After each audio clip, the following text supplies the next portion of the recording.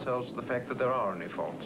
And I'd like to remind them that it was a British modification requested by the British Air Registration Board, which made the Boeing 707 a very much better flying machine than it was originally. And I know American pilots who thank us for it. Speedbird 900, right, come on, go ahead now. All right, Needed Speedbird 900 over Alna at 58230, estimating impact Darlin at 05. Speedbird 900, Roger, cleared to Charlie via Spingdalum NDB on a redisarm at the Rhine main range, over. I think when one is flying the airways in densely populated areas, there's the continual feeling at the back of a pilot's mind that other aircraft are in the vicinity. The air traffic control systems are quite good, and there's no doubt in my mind that the best in the world is over the United Kingdom. Pakistan 703, descend now to 3,000 feet. The QNH 1004 millibars, the temperature +6, report leaving 60. 1004, leaving 60 for 3,000. Thank you, 703. London Airport, Hotel Romeo Oscar, good evening. Good evening, Air France Romeo Oscar. Have you passed Sevenoaks? We are passing Sevenoaks now. Roger. Continue towards Epsom. Direct our position. You radar to the ILS 28 left. Over. Right turn or left turn? Right turn, please. Yeah. Right off. Foxtrot Romeo Oscar, turn right now, heading 090. Romeo Oscar, turning 090, Roger. Foxtrot Romeo Oscar, descend now to 3,000 feet. The London QNH 1004 millibars, temperature +5, report leaving 6. Romeo Oscar leaving 60. Foxtrot Bravo Hotel Romeo Oscar, parallel 090 to 3,000. Good evening, Romeo Oscar. Continue heading 090, your number 3 in traffic. Okay. The pilot's view on air traffic control is that there should be positive separation. That is, that the airliner should be in a block of airspace in which, by control through the ground, he is positively separated from every other aeroplane. But alongside this principle of positive separation, there is another, the see and be seen principle. And this is advocated mainly by the military authorities and by the private pilots. But the see and be seen principle doesn't hold up with modern jet speeds. A bullet leaving a Smith & Wesson .38 revolver has a muzzle velocity of about 600 miles an hour. Two jet airliners moving towards one another head-on have a closing speed of nearly double that. Have you tried dodging any bullets? The principle of see and be seen at altitude is just not on. Apart from the closing speed of the aircraft at that altitude, there is an optical reason. In fact, if you're looking out of an aircraft at 35,000 feet or more, you may think you're looking into the distance, but it's a medical fact that you're looking about this distance in front of you, 3 to 4 feet, and your eyes are at rest. It's because you've got no background reference. There's nothing to tie the picture to, and it's almost impossible to spot another aeroplane at these altitudes unless it's trailing or unless the sun flashes on the wings.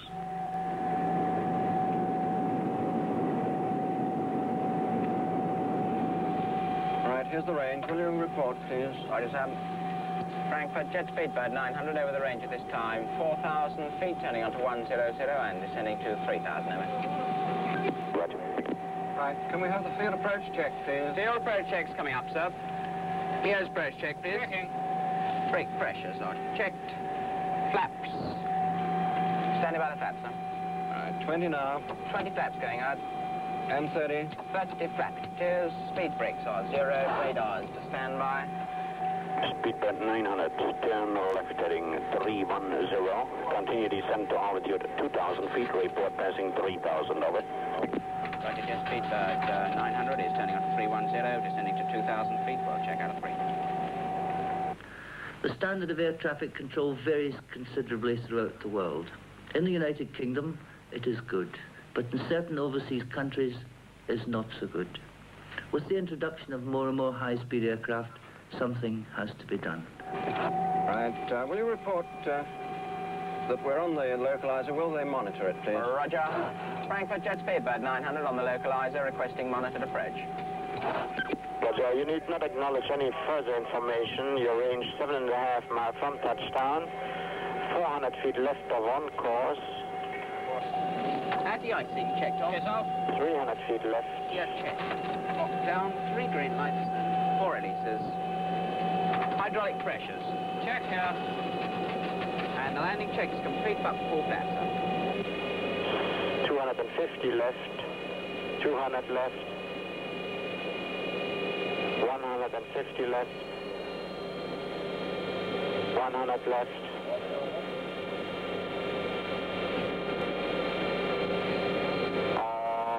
Drifting to the left, 200 feet left now, 250 left.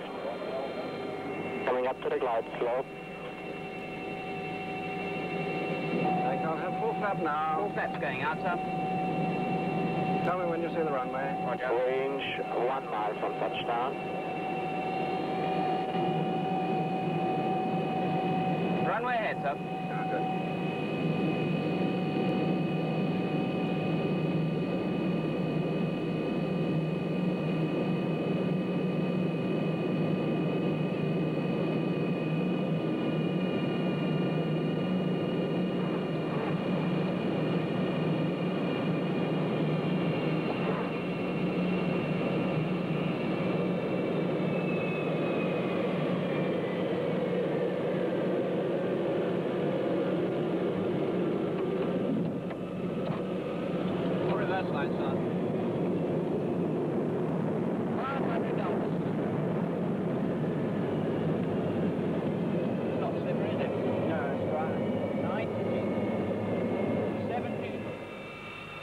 Speed brakes.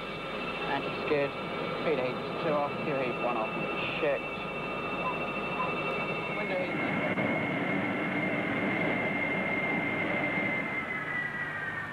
When I started flying 30 years ago, I would never have believed that today I would be approaching to land in a Boeing 707 at 160 miles an hour with 150 passengers. In those days, approach speeds were about half the speed they are now, and insidiously, like a creeping disease, over the years they've crept up 10 knots at a time until we've reached the sort of speeds we're at now. We did hold these speeds with the Comet 4. In fact, it reduced the speed by about 5 knots on a Stratocruiser. And now, with the VC-10, we've cut back these speeds by 20 knots, and this is a very significant factor in the safety of future operations.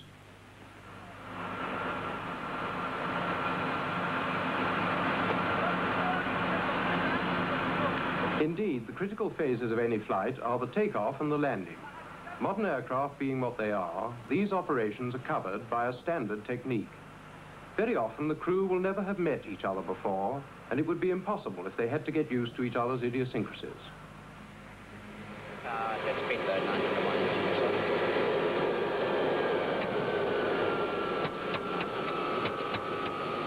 Right, start levers for an idle. Flap master switch guard closed. Flaps have been selected. The speed brakes are 0.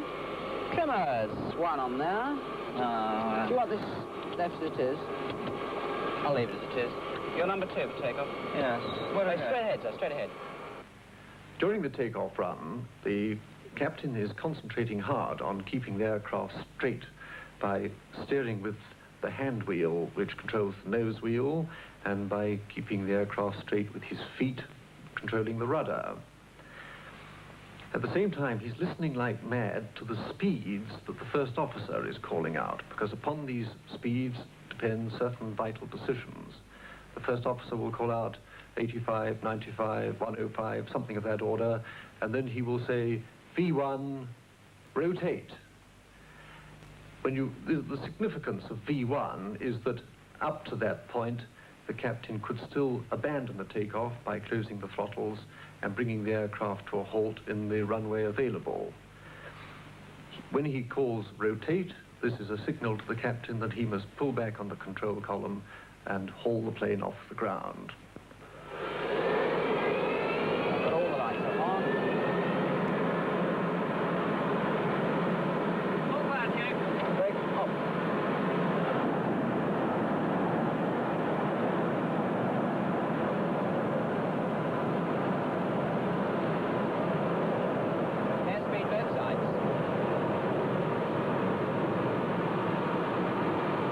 knots. Right control.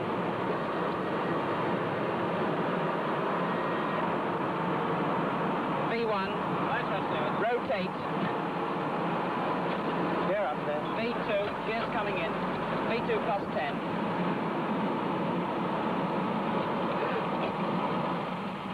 The aircraft leaves the ground at approximately V2, which is the minimum speed at which it can be safely kept straight in the air with one engine failed.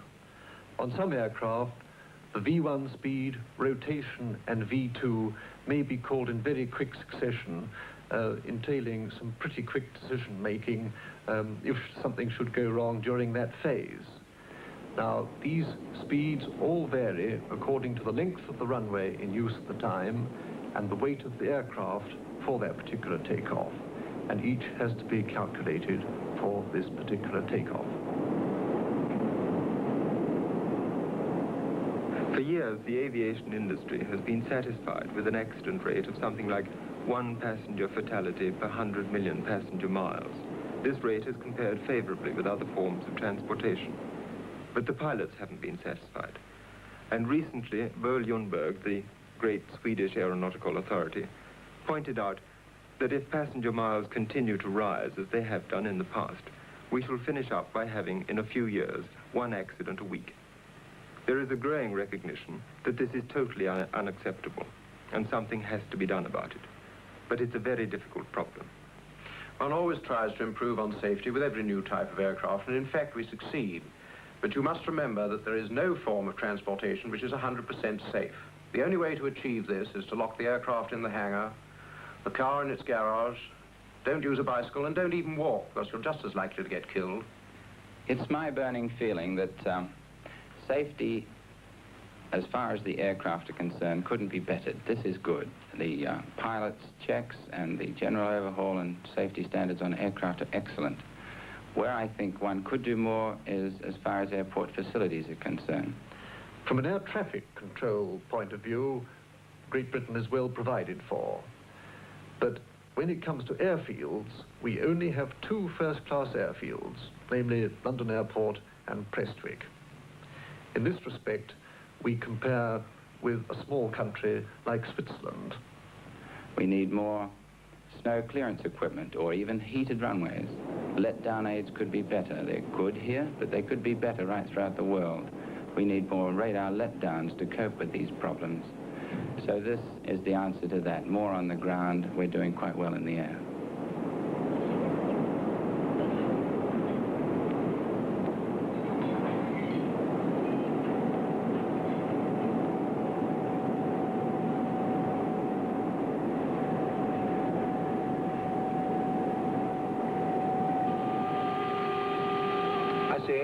Right. Stand by, will you? Navigator? Yes, sir? Beirut informed me that the navigator who should be going on with this aeroplane to Delhi is sick. Oh, no.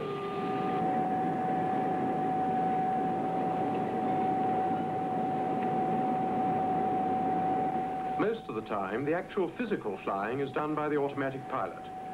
But the human pilot has got to be constantly on the ball, watching the autopilot, checking the progress of the flight, making decisions. You can never really relax. In fact, the number of hours we fly are strictly limited by law. How's your copy, Captain?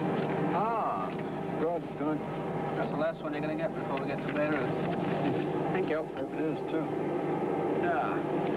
Thank you. It's rough luck about the nav having to go all the way through to Delhi. It's a long day. Did they say what was wrong with the navigator in Beirut who went sick? They didn't, actually. It's not what they called us now. It must have been pretty short notice, because they've only just told us. Yes, I thought they'd have given us a little more notice. Seems unusual. It leave us later out, doesn't it? If you ever had to do that, you know, work through the day. Yeah, it happened to me once, but I had plenty of notice of it, and I sort of sweated it out for about 20 minutes. He's going to be pretty tired when he gets to Delhi, I would say. Oh, yes, he'll have done about, what, 14, 15 hours? Ladies and gentlemen, we shall shortly be landing at Beirut Airport. The temperature on the ground is 66 degrees and the local time is 10 minutes past 11. Would passengers leaving the aircraft at Beirut please ensure that they have all their personal belongings with them, and have left nothing in the seat pockets or on the racks. We leave you here and another crew takes over, so on behalf of Captain Rodley and the crew, I would like to say goodbye and wish you a pleasant onward journey. The landing is the most strenuous part of the whole flight. And of course, it usually comes at the end of the day's work as well. But all our skill is required for this particular maneuver.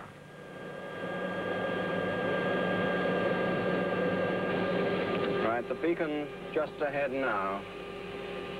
So, we have the report to control, please. Coming out now. Beirut jet speed, bird 900 is BOD inbound 418. Roger, understand, clear to land. Clear to land. Thank you. Landing check, please. Landing check coming up, gears going down. Altimeters are set to QNH your side, 1025. QNH this side, airfield is 18 at Beirut. The yaw damper is out, stabilizer trim brakes off. Flaps you have at 40 at the moment, sir. Thank you. Leave them there. Roger. The gear is checked down with 3 green lights, 4 releases. Hydraulic pressure speeds checked here. Landing check speed, but for full flap, sir. Thank you.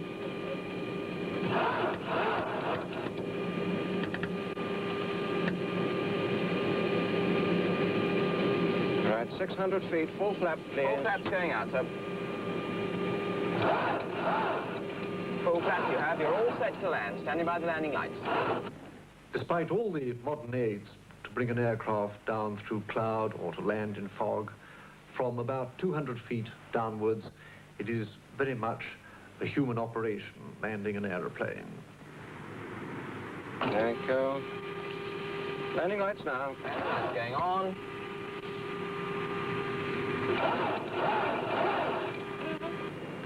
At about 200 feet, the captain is watching his airspeed most carefully, aiming to achieve a particular target threshold speed.